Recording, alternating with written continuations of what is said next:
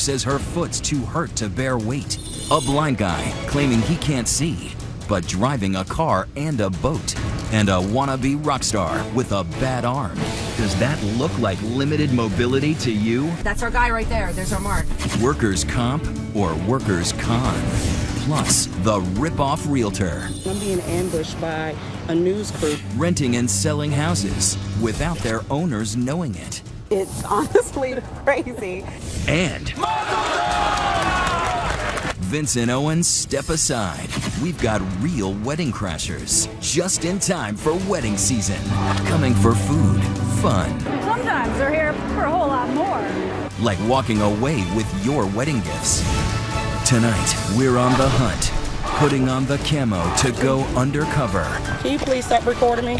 Asking the question, who's freeloading? Here's Elizabeth Vargas. Good evening. David is off tonight, but 2020 is on the case, asking the question, who's freeloading? People are getting disability from injuries they say keep them from working. Well, on this Memorial Day weekend, a lot of you will be taking it easy, and so will they, but with your money. Tonight, they're caught in the act, on tape. Here's Cecilia Vega. Ladies and gentlemen, these are your Grand Prix finalists.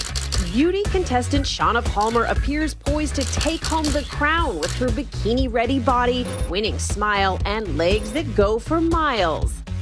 Last April, Palmer strutted her stuff on stage in Long Beach, California, hoping to become the next Miss Toyota Grand Prix. But put on the brakes. Can you spot the major foot injury that supposedly kept this contestant from being able to do her day job? Palmer claims she hurt her left big toe working as a supermarket clerk. She said the painful injury left her with, quote, an inability to bear weight on her foot. But shortly after going to the doctor, prosecutors say she apparently had no problem working it in a pair of pumps, no less. And she loves dirt bikes. Insurance investigators arrested Palmer on charges of illegally collecting workers' compensation benefits totaling over $24,000. She did not lie whatsoever regarding her foot injury. She pleaded not guilty to 3 felony counts of fraud. Yes, Your Honor. You might think suspected offenders of false claims would want to avoid the spotlight. But meet Leroy Barnes, a professional dancer who claimed total disability after getting hurt on a gig. Yet investigators say he's right here, shaking his tail as one of those dancing hamsters in the Kia car commercials. Barnes stands accused of fraudulently collecting over 50 grand in disability. For now, this hamster's out of his cage. He pleaded not guilty and is free on bail. Then there's the curious case of Dan Slewowski, a Chicago area man who said he was unable to perform his job at the Department of Public Works due to a nerve condition. Are you ready? But city investigators say he had the nerve to perform in an extreme wrestling tournament, doing his best Hulk Hogan, climbing the ropes and fake pummeling some poor sap, all while on government-paid medical leave. Slewowski might look menacing in that ring, but he hid behind his door while answering questions from ABC's I-Team in Chicago. What do you do? I'm talking through my report. I don't wrestle. I have no training. I'm not a pro wrestler. You shut up! He's also no longer employed by the Department of Public Works. He resigned last June. So why should we fret about injury faking freeloaders? When people submit fraudulent worker comp claims and they get paid for it, well, that causes premiums to rise. John and Dill Public pay those prices. If only taxpayers knew what kind of benefits this next woman was receiving for a workplace injury. Madupe Martin received almost $30,000 in disability payments after claiming she hurt her ankle while working as a school janitor. The insurance company was suspicious and placed Martin under surveillance. She certainly looks hurt as she's seen visiting her doctor's office on crutches. But later she's seen running like a gazelle in sky-high heels. What's going through my mind is she's a big old fake. She's committing fraud. She's lying to her doctors. She's lying to her employers. But the icing on the cake for investigators was her activity on this day. She starts with another visit to the doctor, her trusty crutches doing the legwork. Later, she hooks up with her boyfriend and they head to the park. She may be too injured to go to work, but she's certainly healthy enough to get right down to business. She is engaging in activity with this young man. Dare I ask what you mean by activity? Well, it appears some sexual activity. And this is where we have to stop the tape to avoid an X rating. And investigators had seen enough too. Martin was convicted of insurance fraud and is serving 9 months in jail. Now, if you think you've seen it all, would you believe someone hired to protect and serve could also be scamming the system? Hey, I'm Cecilia Vega from 2020. I was hoping we could chat with you for a second. Last year, I had to chase down one in a group of New York City cops accused of faking PTSD and anxiety symptoms brought on by 9/11. And the prosecutors are saying that essentially you're a cop who scammed the system. I'm not a cop. You were a cop at one point. Vincent Lamontia's case stood out to investigators because after claiming disability, he brazenly flaunted pictures of himself on Facebook looking like he was living large. Why don't you give me a quick comment and then we'll get out of your hair. I really can't. You know, they say that... My hair is long, you're in it. No more high rolling for him. Lamontia pleaded guilty and was sentenced to 60 days in jail plus probation. He also had to pay back almost $150,000 in restitution. And Lamontia's not the only freeloader in uniform. New York Port Authority police officer Christopher Insera was collecting almost $70 grand in disability for a painful on-the-job bicep and elbow injury that supposedly gave him, quote, limited mobility. But wait, who's that headbanger? It's our cop fronting a heavy metal band called Cousin Sleaze, of all things. Flailing his arms and flexing those muscles, the hunky metal head has since pleaded guilty to mail fraud and turned in his badge. Rocker, wrestler, beauty queen, and dancing hamster didn't exactly make it difficult for investigators to find them. After all, they are hiding in plain sight. But in most cases, the suspects are pretty coy. So when there's someone freeloading in your neighborhood, who you gonna call? Who you gonna call? Enter our duo, the moocher-busting PIs, Barry and Bob, who love the thrill of the chase. That's our guy right there. There's our mark. Barry Kroll is part suburban soccer mom and part master of disguise. Workout look. The secret to some of my success is being a woman. It's still pretty uncommon for people to think that women are private investigators. She's also not afraid to use her own kid as a decoy. It was great having that car seat in the back. It's a great prop. Perfect. Barry gets hired by insurance companies to check up on people like this man. She says her client told her the man claimed a limited range of motion in his right knee and was in constant pain. But here he is, biking all over town, and the man's claim was dismissed. But Barry says these cases aren't always a full bust. Sometimes they're a dead end. It's a glamorous job. Sit here and just stare out the window. Stare out the window, and this job is not for everybody. So, but it is for me because I'm okay waiting for something to happen. There's the sitting in your car approach, and then there's this. There's a big tree right on the left. I think that's where we should all kind of meet. Catching potential fraudsters is no mission impossible for Chicago-based PI and ABC News consultant Bob Keene. In his downtime, Bob likes to skydive and swim with sharks, so it's only fitting that he plans his surveillance stakeouts like an adrenaline-fueled military operation. Bob invited 2020 along as observers on a surveillance job deep in Midwest farm country at the crack of dawn. Let's go, Bob. Let's go do this. The mission? To get the goods on a farmer suspected of fleecing an insurance company. He claims injuries from a car accident are causing him difficulty with his daily farming operation. So the money shot is what? Anything he does that makes him look like he's working. Since we're out in the bush, this job calls for some black ops. So can I just say this is seems a little hardcore here. Well, This is necessary? Here's the exact reason why we do this. We're completely getting into the elements to where there's no way that they would be able to see us. They're going to act completely normal, hopefully, and we'll capture everything that they do on tape. Let's go. I find myself wading through the woods in 40-degree temps. This is where you're going to have to... Oh, me. Don't put your foot there. Dang. We pick our way over treacherous ground. Yeah, we need to go up. And clamber up steep, muddy embankments. I gotcha. Put your right foot up here. Go. Until we reach our surveillance point. So this is the house that we're going to be watching. We've literally walked for about a mile plus in the dark. This is where we're going to set up. We have a perfect view of this house.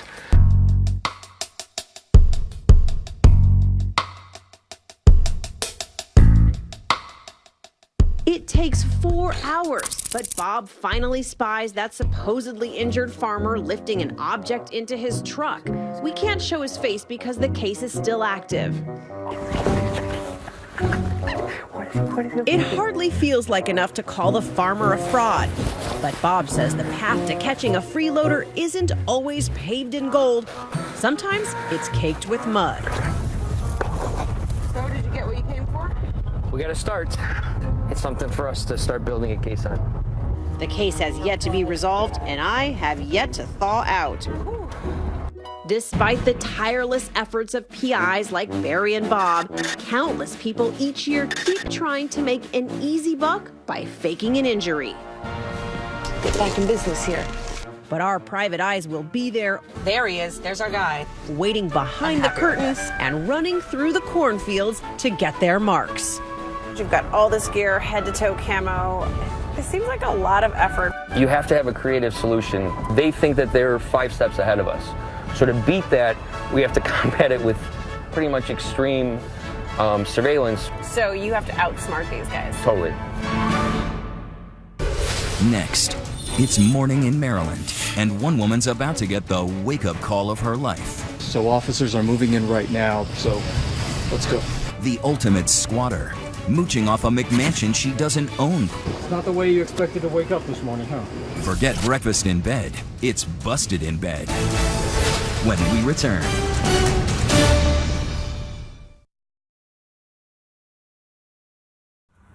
Imagine coming back to your house after a long absence only to find someone else living there, complete with a deed of ownership. It is the case of the rip-off realtors selling and renting properties they don't have the rights to. Our Gio Benitez goes on a police raid for a wake-up call one rip-off artist will never forget. It's probably not every day that you make a phone call like this. Hi, this is Shannon again. I'm being ambushed by a news crew. But for real estate broker Shannon Lee, business as usual is business unusual. Can you please stop recording me? We're in this parking lot to ask why she's a bogus broker who doesn't sell houses but allegedly steals them instead. It's a real estate ripoff popular with con artists all across the country. A new kind of foreclosure scheme. The deals were illegal. In case after case, this scam has targeted houses that owners walked away from after some financial trouble, stuck in limbo before bank foreclosure kicks in. It wasn't until after she received a gas bill addressed to the deceased former owner that she did some research and found the deed, which is not in Hodge's name. But few fraudsters were as good as police say Shannon Lee was. Her tale begins here, in this prosperous corner of Prince George's County, Maryland, on the day Laverne Green walked up to her townhouse mailbox. You came over here to check your mail, to put that key in, and what happened? Right, it didn't work. Laverne had enough trouble already. Divorcing and downsizing, she and her husband had abandoned their townhouse and faced losing it to the bank. One day, she stopped by to check on things and walked into an unwelcome surprise. The locks have changed. And this lady comes to the door, and she said that she was renting the property. I'm like, how can you rent this property? This is my house. Here's how. The mysterious renters said they got the place through Shannon Lee, apparently a legit real estate broker. They got her on the phone, and minutes later, Shannon zoomed up. This lady pulls up in this black BMW. She jumps out the car, and she said, well, I bought this property through a tax sale. I asked her, did she have the deeds and everything to the house? She said, oh yeah, I got everything. Shannon had actually taken control of Laverne's house, then turned around and rented it out. Nobody suspected that someone would actually advertise a property they didn't own and collect rent on it. State's Attorney Angela Alsobrooks says this type of scam only works if the real homeowner isn't around to notice. But Laverne Green not only missed her house, she also had connections. Well, she picked the house of a person who worked for the police department, and that's bad luck. That's right. Here's Laverne at her desk, working for the Prince George's County cops. So forget calling 911. All she had to do was walk down the hall to ask co-worker Lieutenant Charles Dooley for help. You must have looked at this stuff and said, this case is crazy. It's the most different case that I've worked in my career. Dooley got a search warrant for Shannon's place and discovered deeds he says were forged for 6 homes, plus evidence of an even bigger scheme in progress. I identified probably 15 to 20 other properties. 15 to 20? Yeah, that had been targeted. Dooley believes Shannon's devious scheme started with scouting trips, searching for houses that appeared vacant, grass not freshly mowed, no curtains in the windows, all signs of pending foreclosure.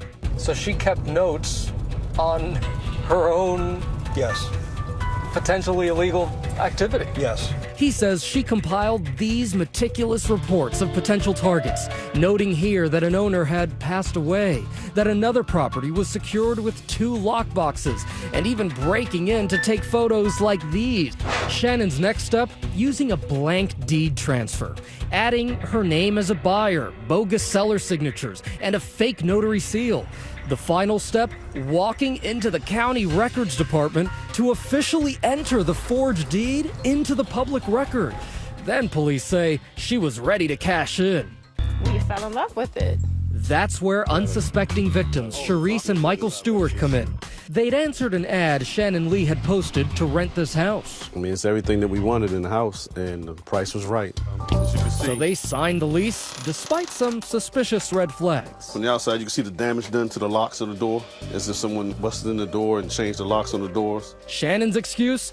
She had trouble changing the locks. Okay, but even stranger, why were there no electric bills arriving from Pepco, the local utility company?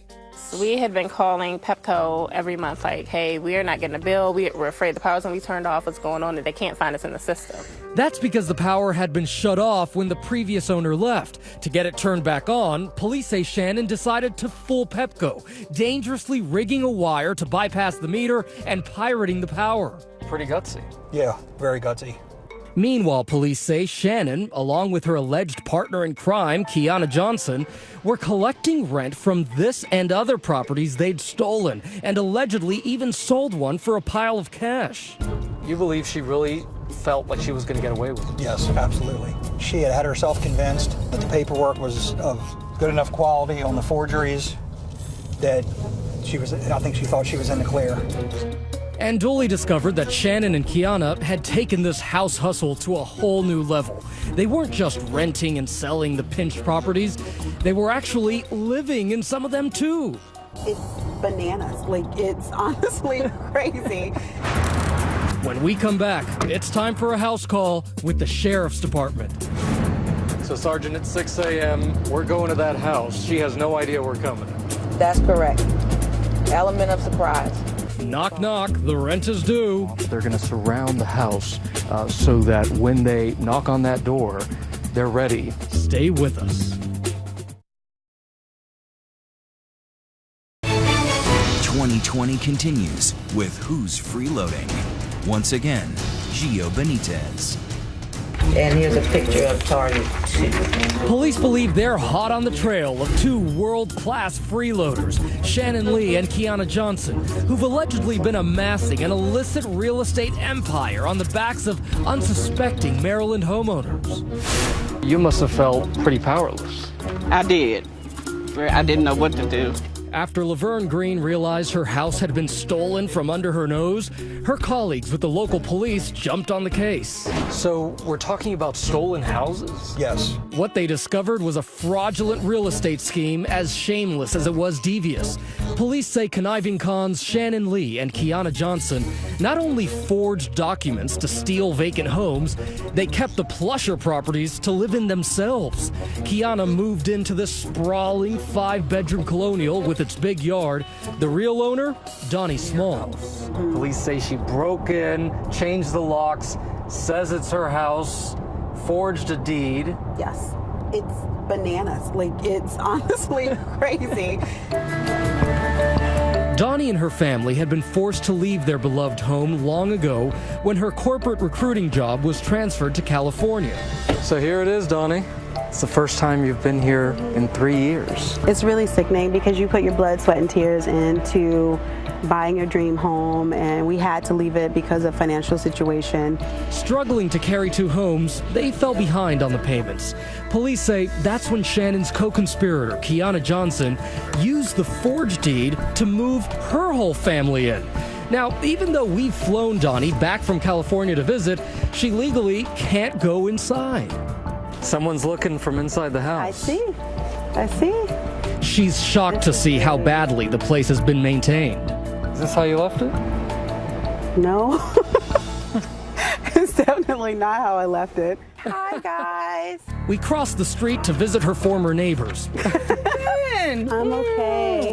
Crystal White reveals that Kiana and crew sold her a story.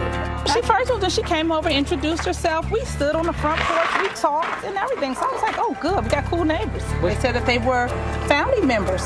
And this is the first time you're hearing that they claim to be family members. Your family members. That is unbelievable. Well, yeah, but then I know why they would do it, because then you probably aren't going to say anything if you think it's my family. No, I wouldn't. I wouldn't say anything at all. She says Kiana even invited the neighbors over for a barbecue. Still, something just didn't seem right. Like after a couple of the cookouts and stuff, I was like, I do not think that they are related to Donnie and David. Finally, a friend did alert Donnie, and police evicted Kiana's family. Yet hours later, they moved right back in, then had the gall to sue Donnie's family to keep living in the place for free. Now Donnie has a plea for Kiana. Stop suing us, because we're not the ones who are doing something wrong. You're doing things wrong to us and damaging our lives. But today, after a year-long ordeal, help is finally on the way. So, Sergeant, it's 6 a.m. We're going to that house. She has no idea we're coming. That's correct. Element of surprise. Sergeant Lisa Smith's team from the Sheriff's Department in Prince George's County, Maryland, has a warrant for Kiana Johnson's arrest for felony theft, burglary, forgery, and falsifying documents. So officers are moving in right now. They're going to surround the house so that when they knock on that door, they're ready for whatever she may do, whether she decides to run or answer the door. So let's go. Ready for trouble, Smith and her officers are wearing bulletproof vests. And we're keeping a safe distance right now because, as you say, anything could happen. Anything could happen. 10-4. She's in custody. We can move up a little bit. She's in custody. Minutes later, the officers have roused Kiana Johnson from her bed and emerged from the house. Kiana, Gio Benitez with ABC's 2020. Did you really think you would be able to convince people that this was your house? Are you sorry for what you've done? It's not the way you expected to wake up this morning, huh? Donnie, hey there. I realize it's like 3:30 in the morning for you right now, but I just wanted to let you know that Kiana was just arrested. Shannon was also cuffed and booked, shutting down their alleged scheme, but leaving behind a mess. Donnie Small and Laverne Green had to file expensive eviction proceedings to get their houses back. And that family who had rented from Shannon, they lost thousands of dollars when they had to quickly move out and find a new home. Let's talk about those forged deeds. So back at that parking lot the day we caught up with Shannon Lee, she was out on bail and in no mood to apologize. The truth will come out. The truth will come out? Mm-hmm. Why'd you steal those houses? I didn't steal the houses. That's not what the owners of the houses say. Forgery master Shannon Lee later missed a court hearing, claiming she'd been in the hospital. She handed the judge hospital admission records to prove it. But guess what? They were forged too. So he moved her into this modern, multi-unit dwelling, the county jail. And just this week, we've learned that she'll serve 2 years after pleading guilty to burglary and forgery. She's obviously a very bright woman who decided to use her talents in ways that would have her go to jail. Donnie Small is thrilled that co-conspirator Kiana Johnson was finally convicted of burglary and theft. She will be sentenced next month. If somebody was telling me the story, I don't know how much I would believe it. As for scammed renter Sharice Stewart, what does she have to say to the allegedly duplicitous duo? I can't say it on camera. God bless you. So here's our question for tonight. Have you ever gotten involved with crazy real estate deals, shady brokers trying to cheat you in some way? Let us know on Twitter. Use the hashtag ABC2020. And when we come back, wedding crashers showing up and stealing a lot more than just a slice of cake. Stay with us. When we return, Wedding Crashers. That's the movie. This is for real. And this is the steal. Mooching away with the wedding money. How much do you think is sitting over there? 40, hoping 1,000? more. Yeah. Wow, so you better have some security guards on that. Crashing the dance floor. Next.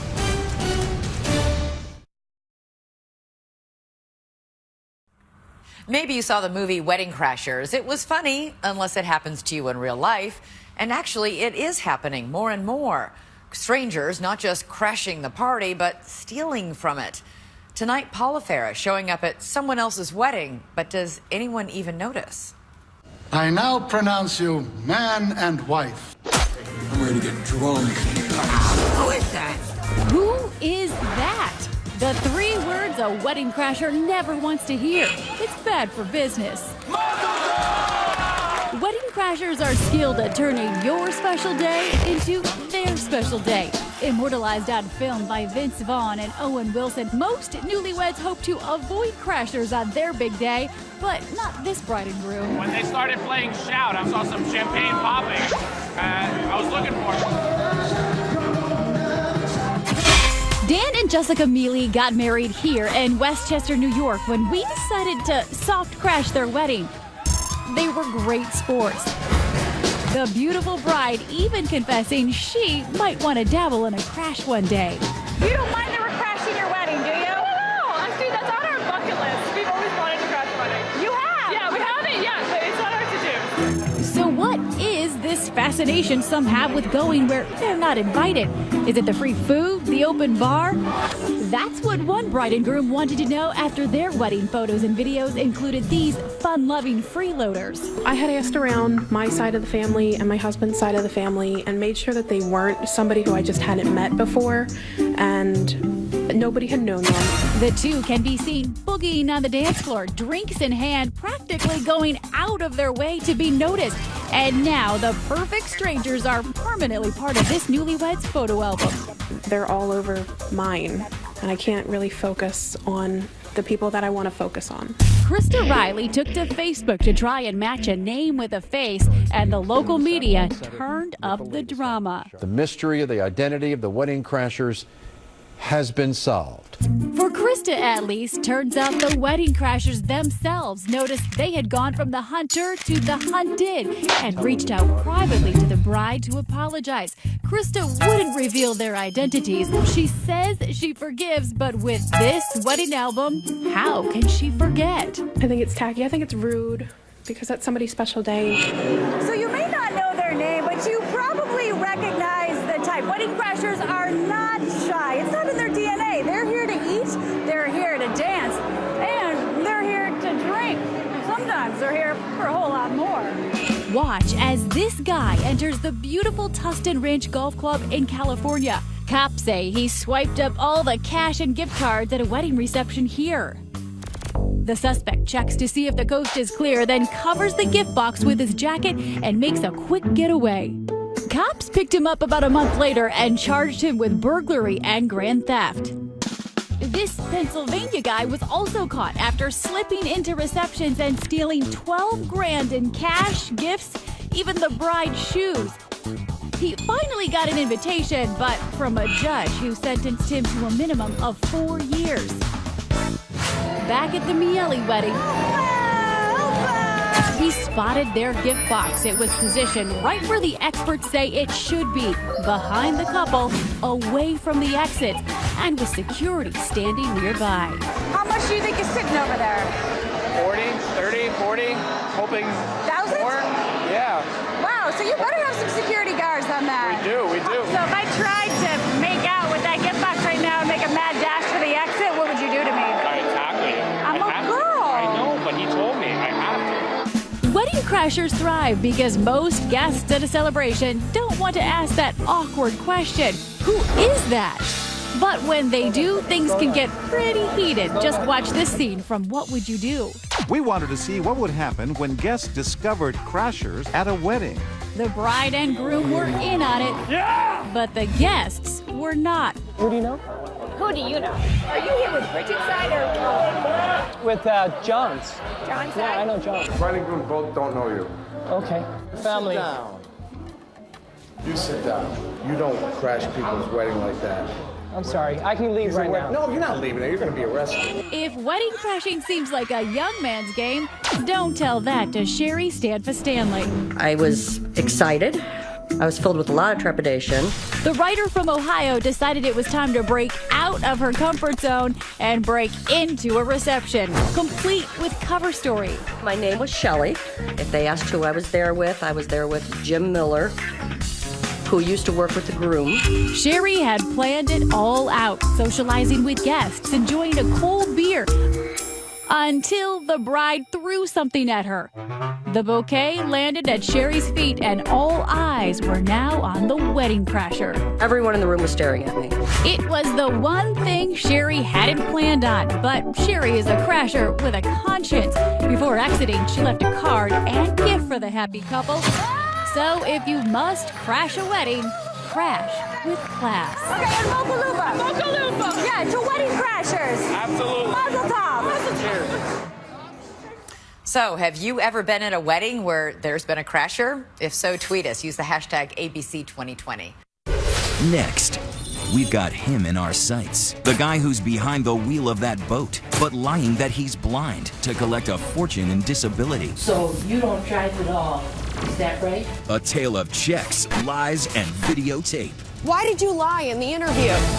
When 2020 returns.